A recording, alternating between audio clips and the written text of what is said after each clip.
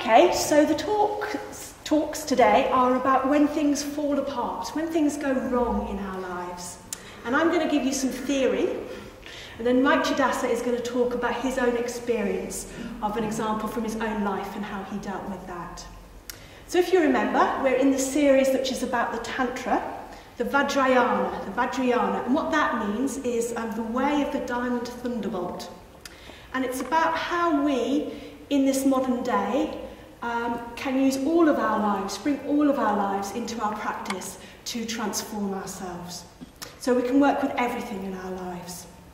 And last week, if you were here last week, you'll remember that Bodhinaga talked about being at a party. He used this wonderful kind of metaphor of being at a party with a Vajrayogini and with Vajrapani. So it was some party, actually.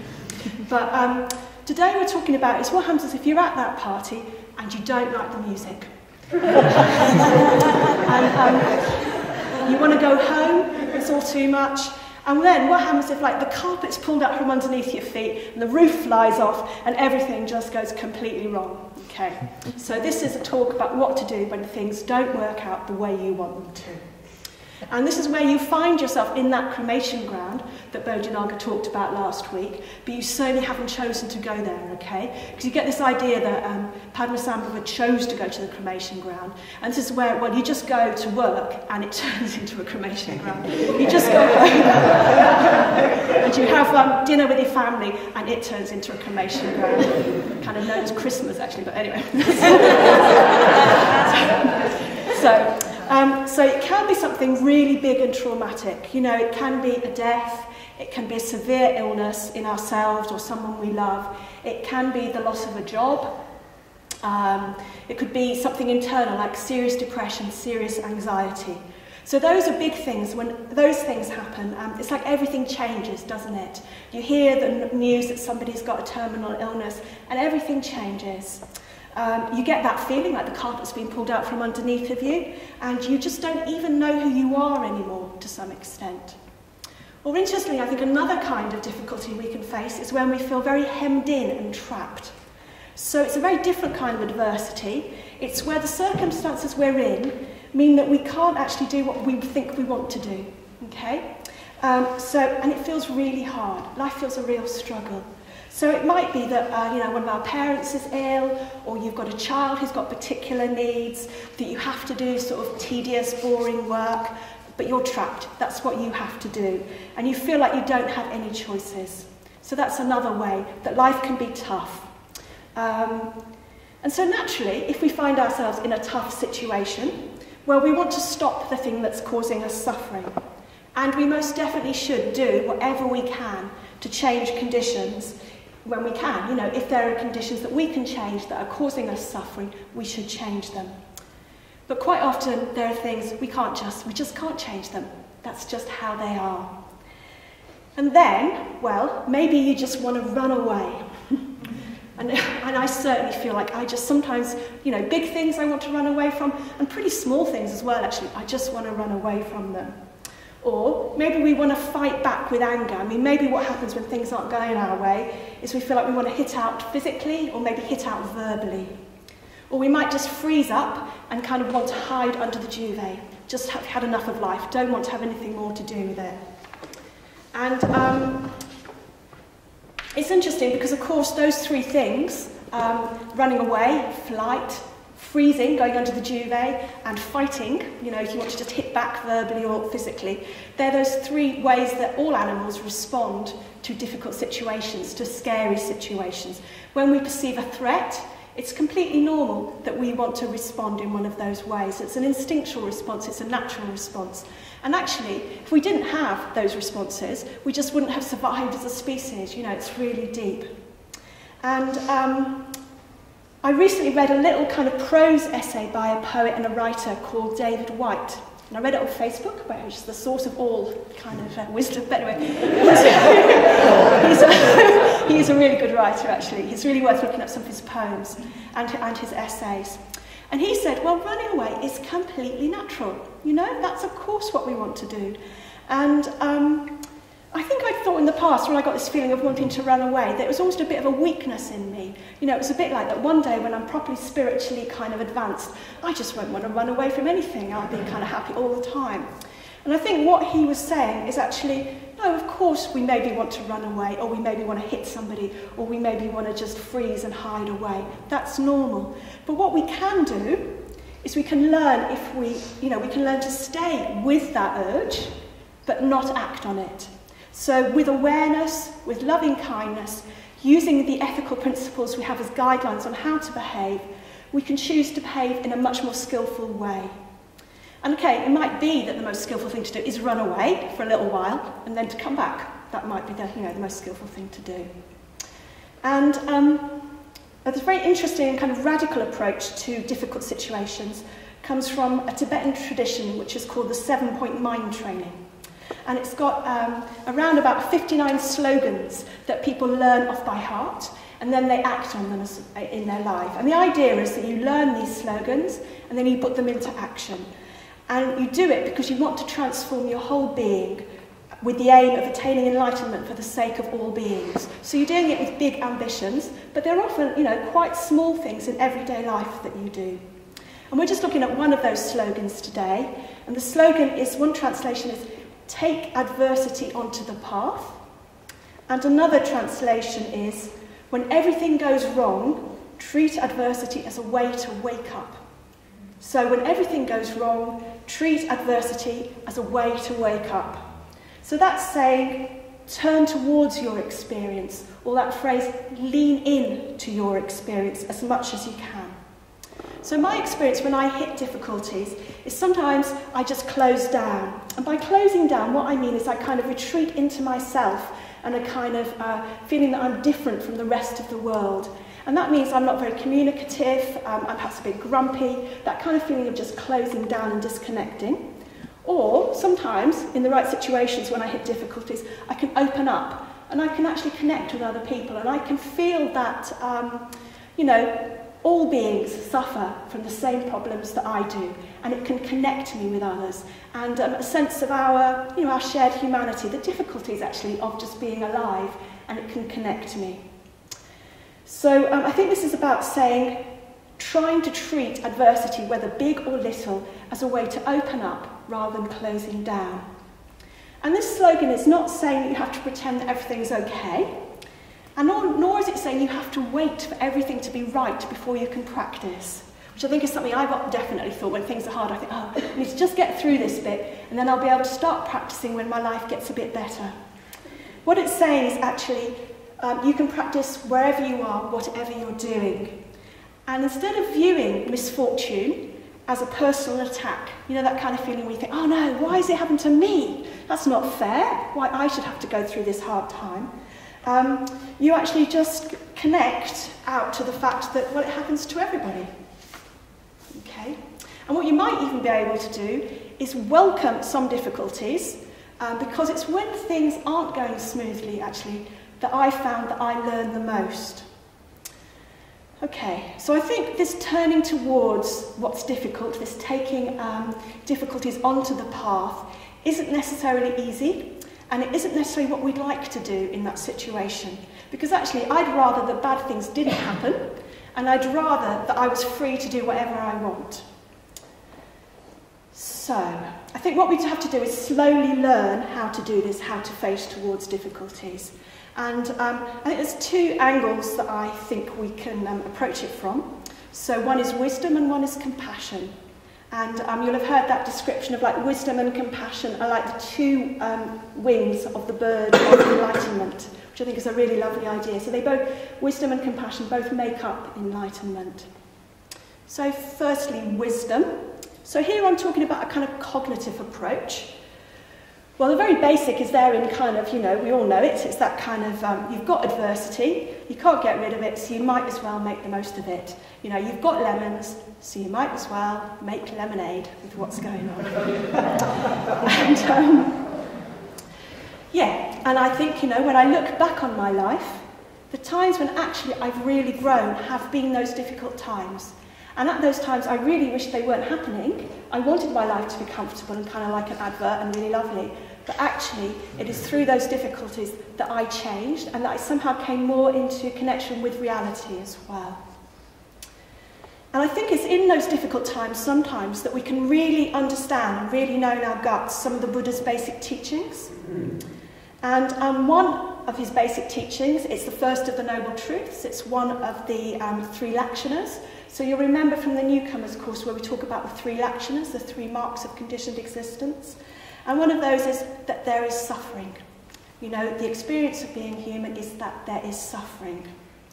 And obviously when we face difficulties, I think for me that's when I just really, I know that, because I know that I'm suffering and I don't like it, you know. But when I first heard the first Noble Truth, that there is suffering, actually I found that really helpful. Because before then, I think I had some idea that somehow, if only I was organised enough, and I'm not really very organised, if only I was very organised, that I'd be able to organise my life so I never had to suffer. Yeah, okay, so I'd arrange it all properly, so I'd like have, you know, everything right, and if only I just kept trying a little bit harder and getting up earlier or something like that, I would think everything would be all right. And actually, it was such a relief to hear that it is of the nature of being a, you know, an unenlightened human being that you experience suffering. Because it's not my fault anymore, it's just, that's how it is, you know. I'm not a loser just because something happens to me and I suffer. Yeah. It's part of being alive. And I think another of the lakshanas we really know when we are facing up to difficulties is impermanence. So, it's interesting, isn't it? Because it's interesting how we know different things.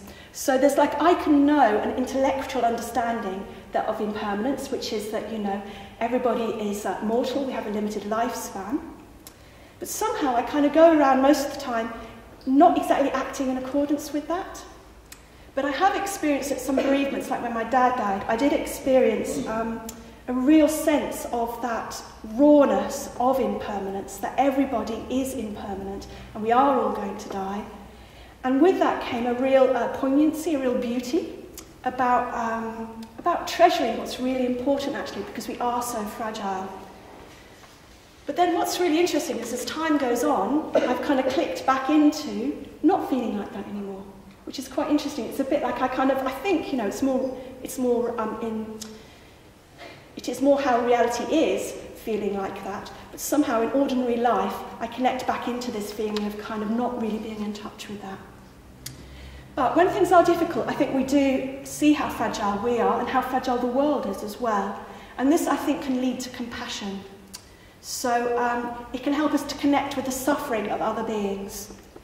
So I think something for me is when I have been in that state of feeling bereaved, I've been much more aware of other people about and how they've experienced similar things.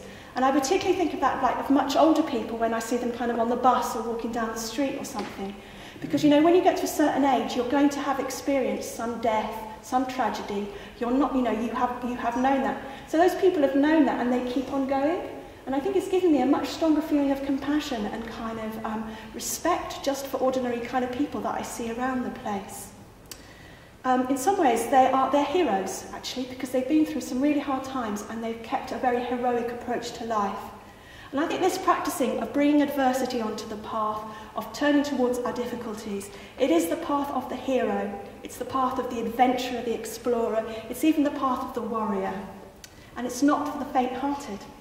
Because in the long run, although I think it brings benefits, you know, we become more connected, we become more open-hearted, it is painful and it can be scary and difficult to turn towards our suffering and to turn towards adversity. Because as I said earlier, there are different things we can do. For instance, a classic thing is to, you know, you feeling pretty rubbish, so what do? I act it out. So I hit somebody else or I strike out at somebody else verbally.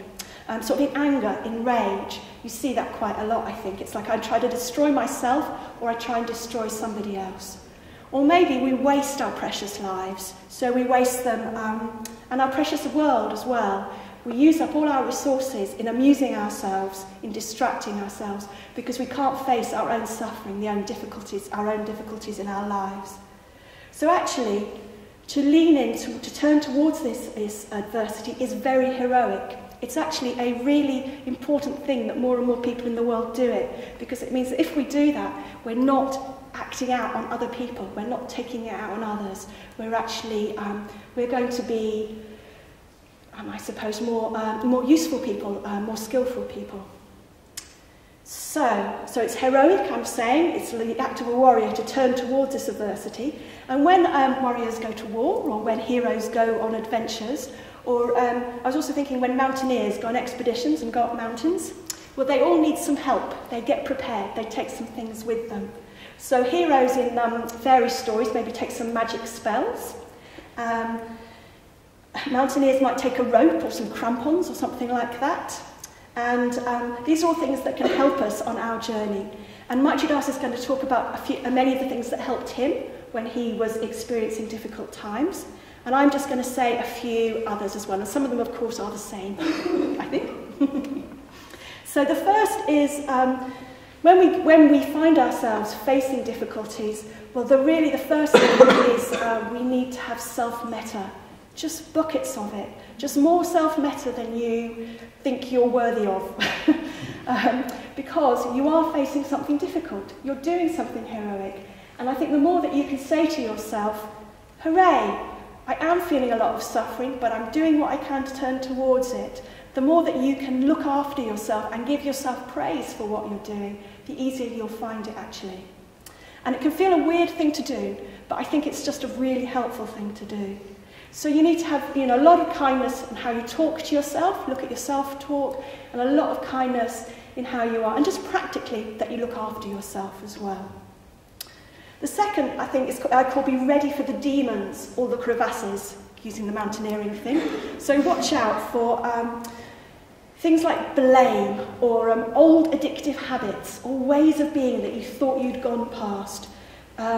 Maybe feeling very anxious, things like that. So my experience of hard times has been that all those old patterns that I thought maybe I didn't do anymore, they sort of came back and hit me, sadly, and I found myself acting in ways that really weren't very helpful. But they do come back, I think, and we just have to be aware of that, and we have to do what we can, ask other people for help, do what we can to be aware of them. And another thing is,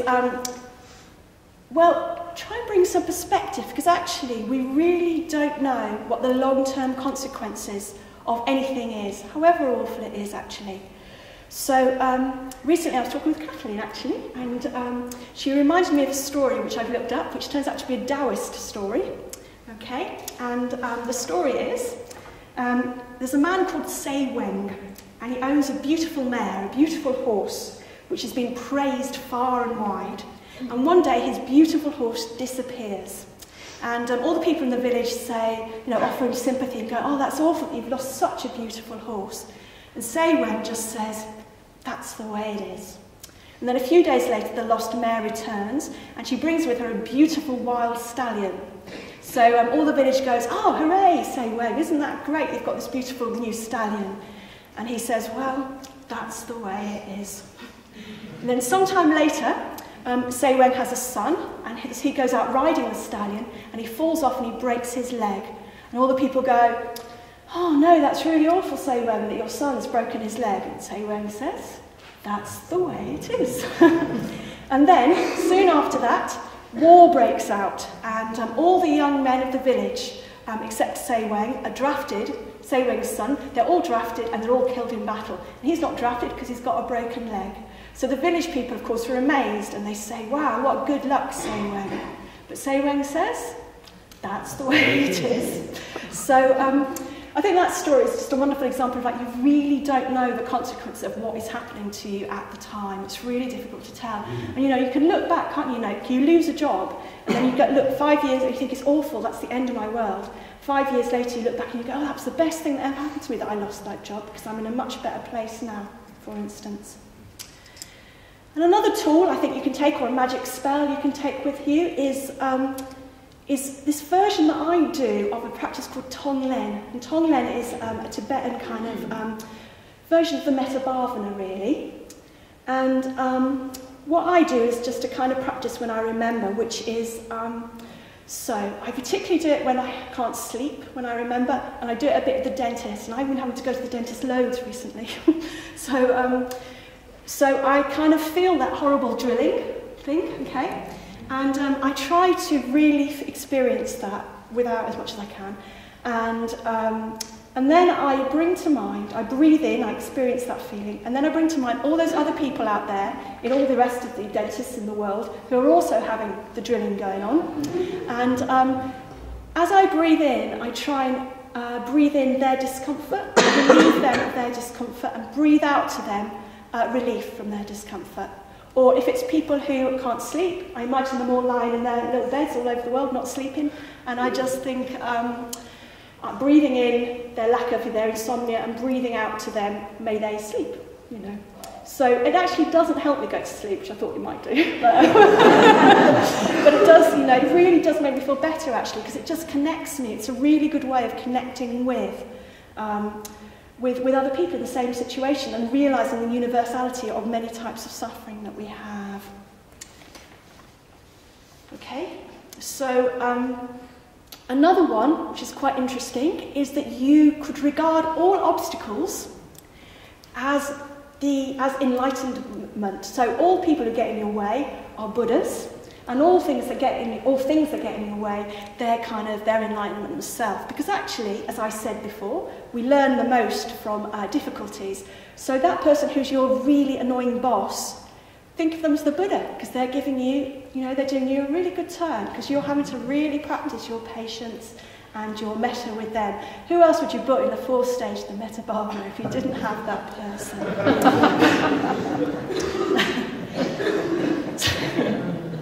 So in a way, if you went through the whole, world, seeing everybody as Buddhas, that would be a really interesting way to see the world. And then finally, another way is to try and welcome adversity, not to see it as a problem. And actually, I think, with major tragedies, that's just not, in a way, it's kind of a weird thing to do, isn't it, with major tragedies? But with small annoyances in life, so, you can't get Wi-Fi, or your car breaks down, or, I don't know, you really wanted a chocolate cake and someone ate it, or something, not just like, those small things in life. Those are a really good way to actually, perhaps rather than seeing them as difficulties, go, hooray, there's a chance for me to really see if I can stay with any unpleasant feelings I've got. So I might feel disappointed, I might feel shame or anger or frustration. So this idea that you can try and lean into that and stay with it and allow it to soften you, allow you yourself to open up and to connect with others in that experience. So, I'm coming to an end, and I've been talking about this heroic practice of turning towards our difficulties, of even seeing that through our difficulties we grow, that they're inevitable. Difficulties are inevitable. No one has ever avoided them. And I think, this transformation I'm talking about, it doesn't mean that all our problems will go away, or that we'll somehow overcome all our difficulties. And it doesn't mean that the world is suddenly all rosy, but it means that it's like we become big enough, or the path of the Dharma is big enough, that we can accommodate whatever happens, whether it's good or whether it's bad. And that we can work with those tools we've got of mindfulness, of loving kindness, and then try and change our relationship to adversity. And in that process, we'll be changed as well. So that's the theory. And now Maitridasa is going to talk about an experience he had last year. And Maitridasa, when this happened to him, he sent an email, and I read that email and I thought, wow, that's very big, and Maitridasa is just going to have to be out of action for some time. I don't see how he could cope with that. And yet, because he did really put a lot of thought and a lot of attention into making sure he could, he actually was really quickly back into even being more lovely and more effective and more kind and more serving of loving kindness. So, Maitridasa, your turn to come and talk about that.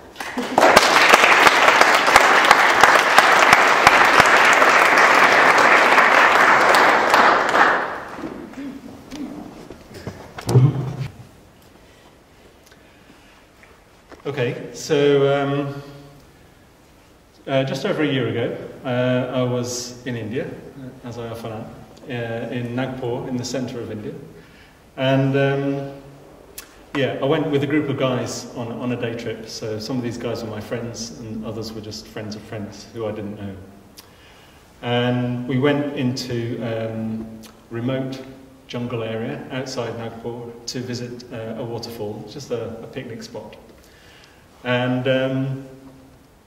yeah, we got there. It was a really beautiful waterfall with this lovely still lake at the bottom. And started enjoying ourselves. And the water was very tempting. It was quite hot. And some of the guys started paddling. And yeah, they've been warned that it was a dangerous area. But as they were paddling, we let them paddle. And then me and a friend climbed up to the top of the waterfall just so we could have a view. And as we were looking down from the top of the waterfall, we saw that some of the boys had started going deeper into the water. And we saw one of the boys go under and heard shouting and screaming. So we ran back down to the bottom of the waterfall. And by the time we'd got back down, two of the guys had gone. And we managed to save the third guy. So, yeah, I'm not going to say much more about the experience, but that was the experience. And then for the next about 48 hours, we sort of dealt with the aftermath of that, which involved police, military, press, relatives of the dead. And so that was a pretty extreme experience. And I just reflecting on that, wanted to give some points that were helpful to me in dealing with that situation. So I've got 7 points.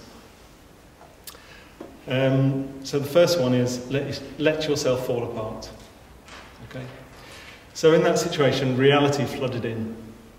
Reality nailed me.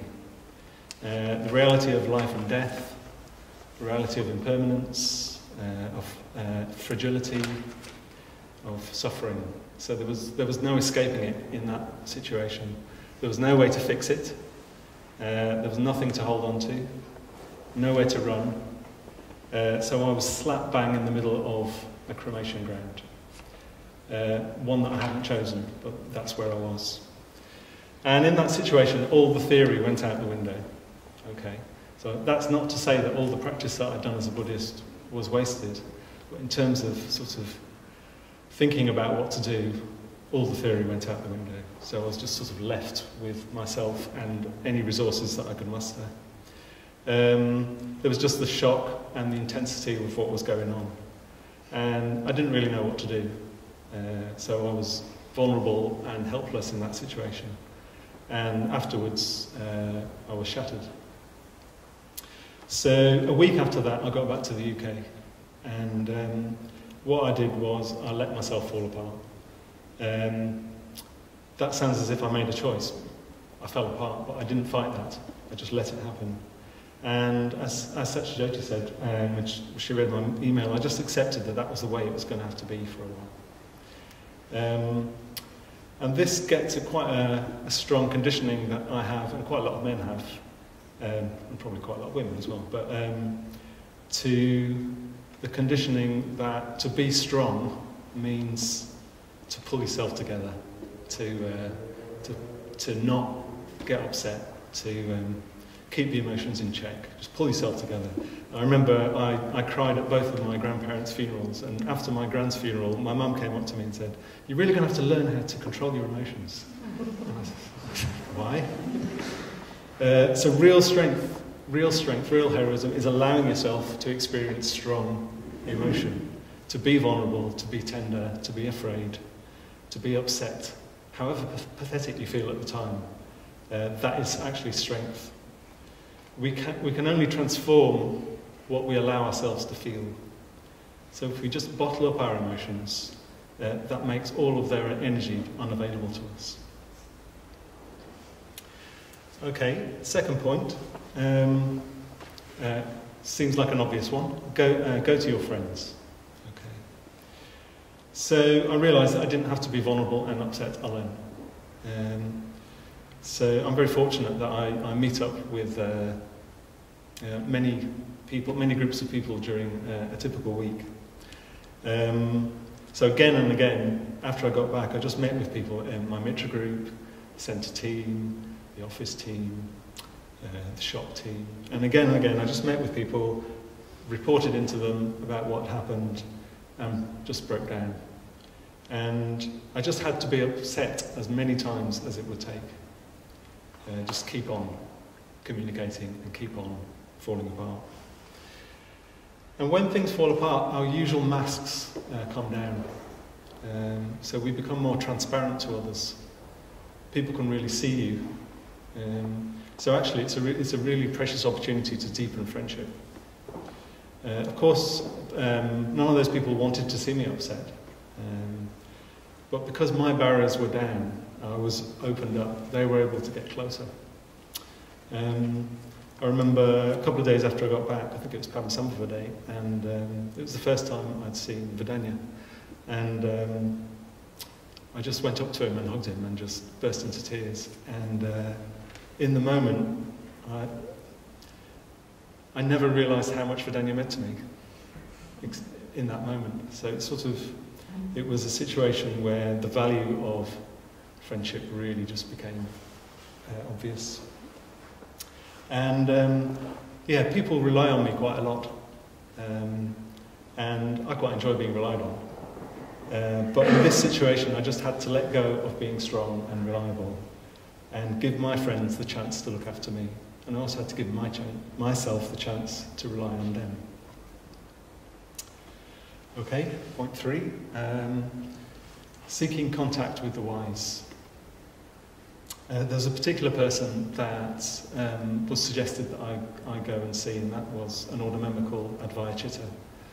So he's more experienced than me, both in terms of practicing Buddhism, but also he's a psychologist, so he'd got experience in the field of post-traumatic stress.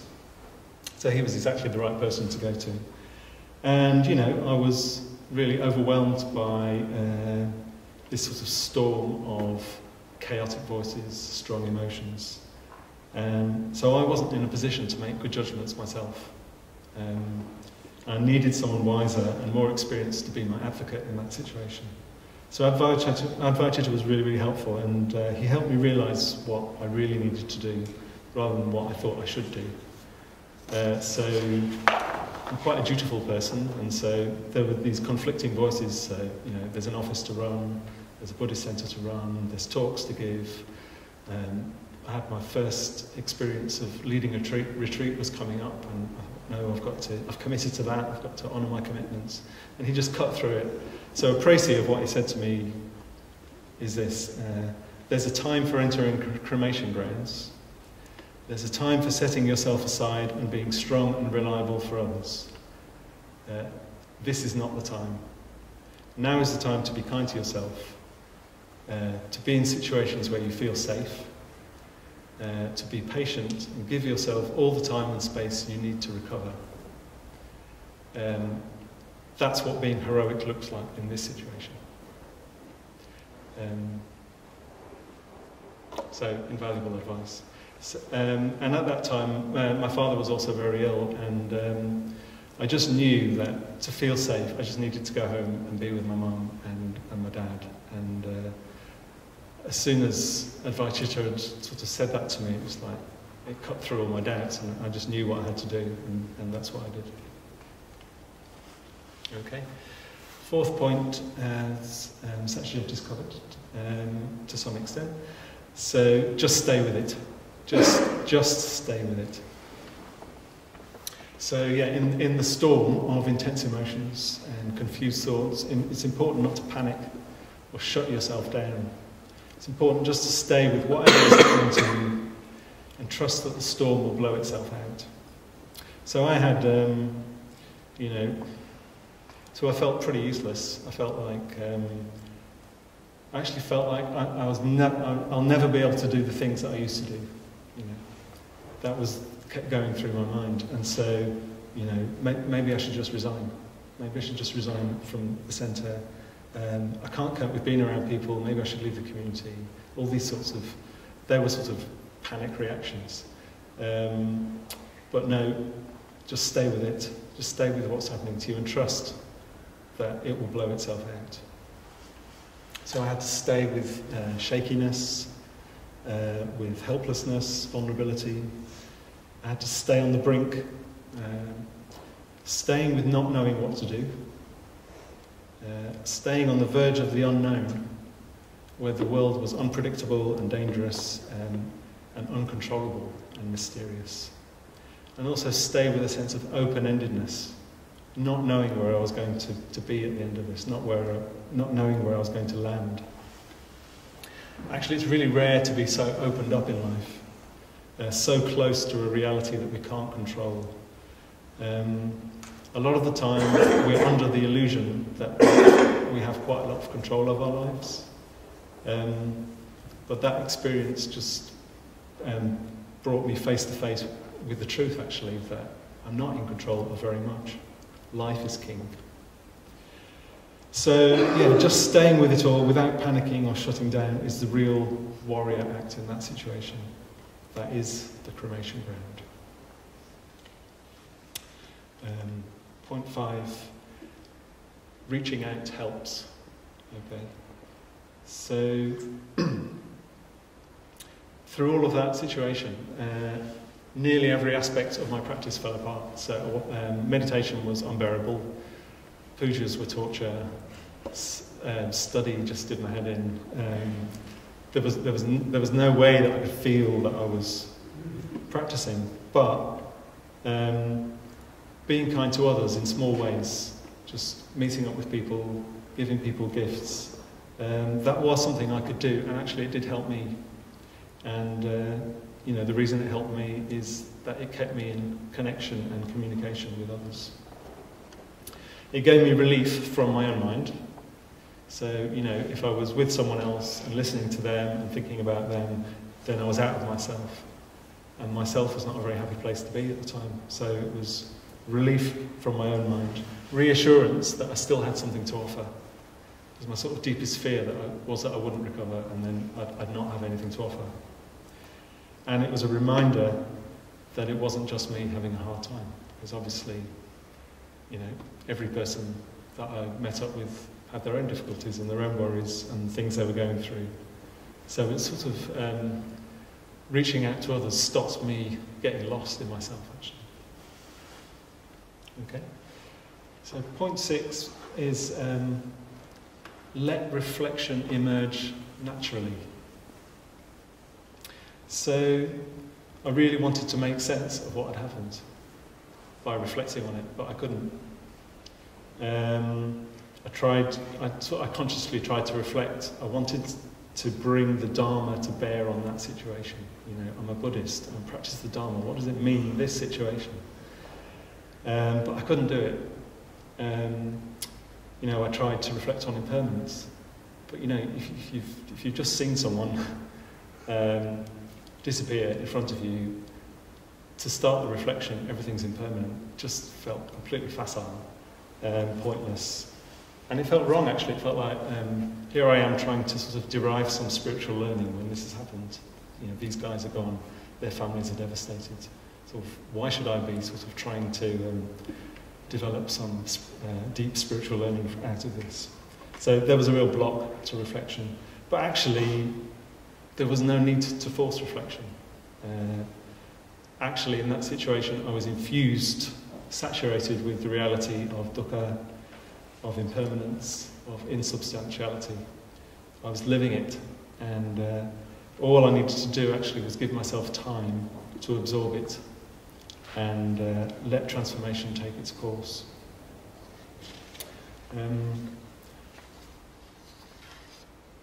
And I was reminded of something that an Indian Prime Minister had written called Indira Gandhi, and she'd experienced a lot of tragedy in her life.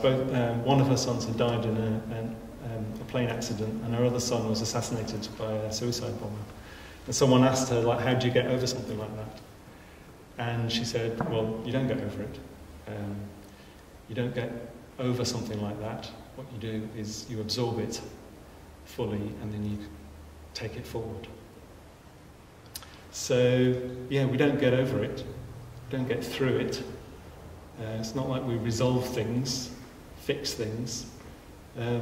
It's not even as that we transform adversity. Actually, adversity transforms us if we let it.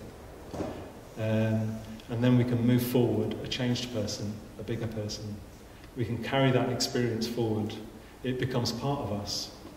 So, yeah, we move forward with more awareness of how things are and with more capacity to empathise with others. Actually, the truth of impermanence is that moment to moment, we are never the same.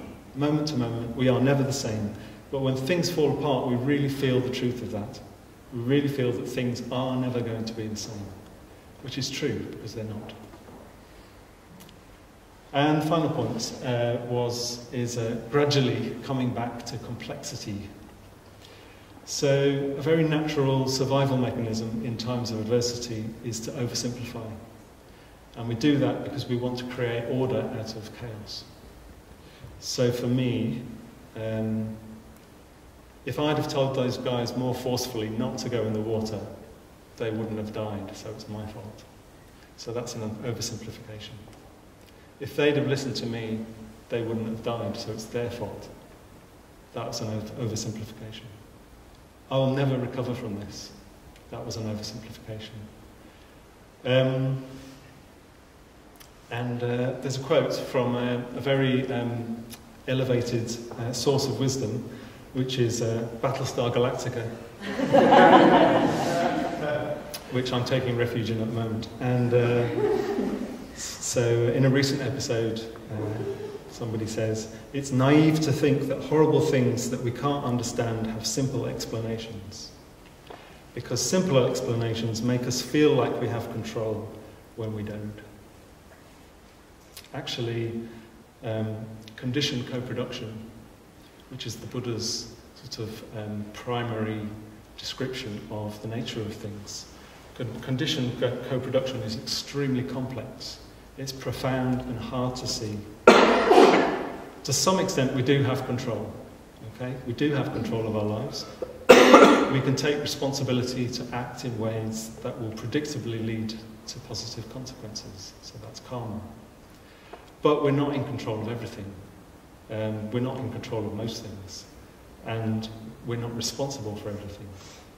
Life is complex and mysterious, and no one can control it all. So, to summarise my 7 points, I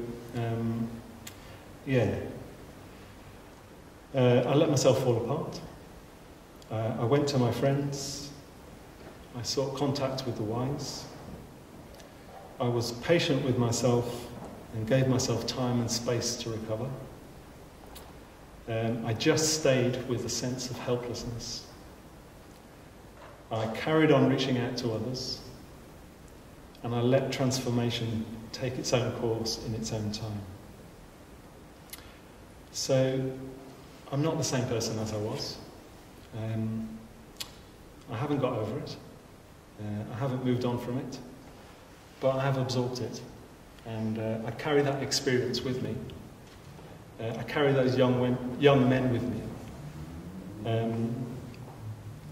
And I carry on doing my best to make a difference. And that's good enough. That's more than good enough. Thank you.